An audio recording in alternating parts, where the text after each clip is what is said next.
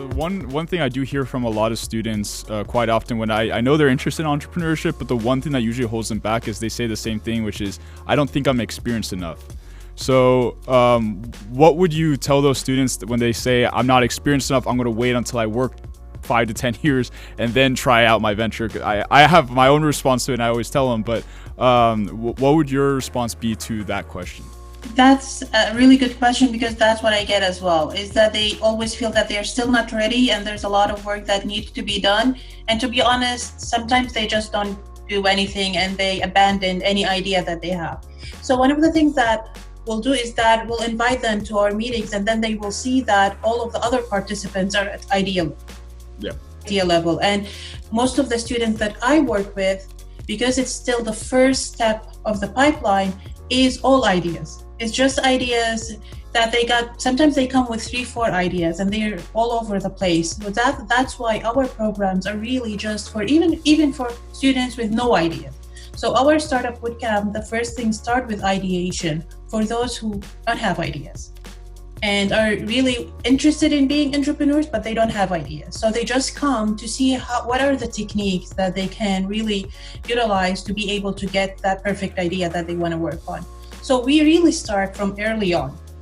So one of the things is that we invite them to the network events, and we invite them to just come and see. And then when they see that they are not the only ones that are that level, then that at least breaks it a little bit. And we tell them is that if they don't test it right now, when it's just an idea, and then they put a lot of work in it, especially if it's let's say it's an engineering idea and it's a prototype, and then they really put a lot of money and a lot of time in building that prototype, and then after going and testing it, they find that it's not the right thing, and this is not what the customers want. And now they really spend a lot of time, their time and their money, developing something that the customer don't want. So it's really very important to do a lot of the research and the customer discovery very, very early on, so that you're building something that people want. And it's not build it, then the customer come, that doesn't work. So they really need it. But it is a mindset. And I keep telling students, entrepreneurship is an entrepreneurial mindset, and it requires time. So it does take time for us to be able to change that mindset. And for some of them, they just don't come, not because they still want to work on, they just feel that they won't fit, or they won't get in, or that's kind. They just they cut themselves before they even apply, or before they even come. So that's another thing. And one of the things that we started to do for that is that when we bring speakers, one of the topics that we started to really focus on is failure. So we really ask a lot of the speakers to talk about how they failed and how they recovered from that. Because if you just keep bringing speakers that talk about their success and great achievements, then the student will see that we're never there. But just come and start talking about how many times they failed to be able to succeed this one time.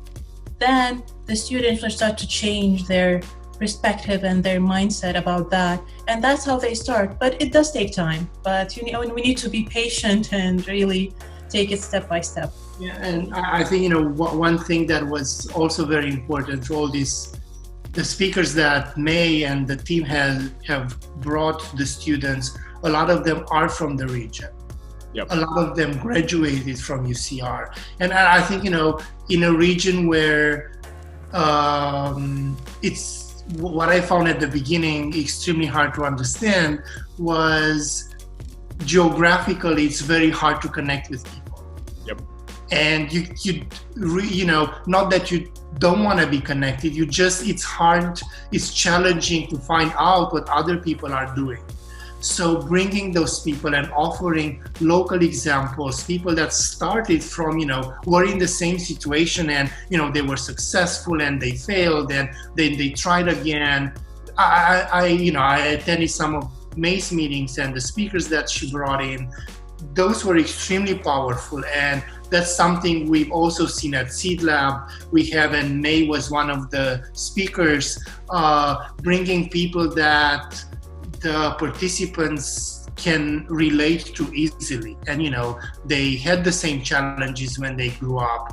They faced the same disruptions, and, people understand, well, that's possible. You look at all these shows, Shark Tank, all these very interesting and educational shows, but in many cases, the people that are featured had support of the family. They had access to funding, and it's very hard for the majority of us to actually have a personal understanding and be influenced by them. We are more influenced by their business model, but not necessarily when it comes to the personal story. And I think that has been extremely important to the people that we've been working with.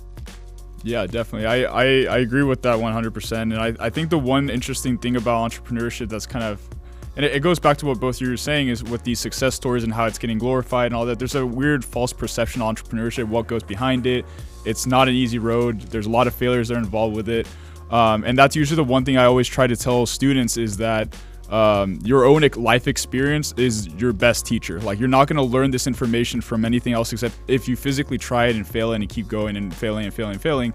That's the way I did it throughout undergrad. I tried 5 different ideas. They all failed, but that kind of led to the next one, which eventually started working out. But my knowledge from each failure is what got me to that next point, which eventually led me to building my business.